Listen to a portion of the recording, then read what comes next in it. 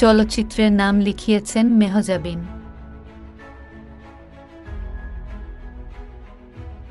মাকসুদ হোসেনের শাবাত দিয়ে তার অভিষেক হচ্ছে।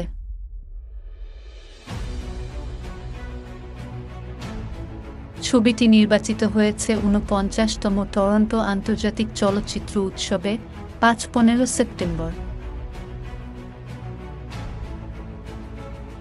মেহজাবিন বলেন, টরন্টো উৎসবে সিলেকশনের সুখবরটা যখন এসেছিল তখন দেশের অবস্থা খুব একটা ভালো ছিল না, মানুষের মনের অবস্থা ভালো ছিল না, তাই বিষয়টা নিয়ে সেভাবে কথা বলিনি।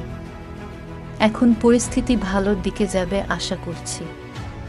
প্রথম ছবি পৃথিবীর এত বড় চলচ্চিত্র উৎসবে নির্বাচিত হয়েছে, একজন শিল্পীর জীবনে এটি বড় পাওয়া।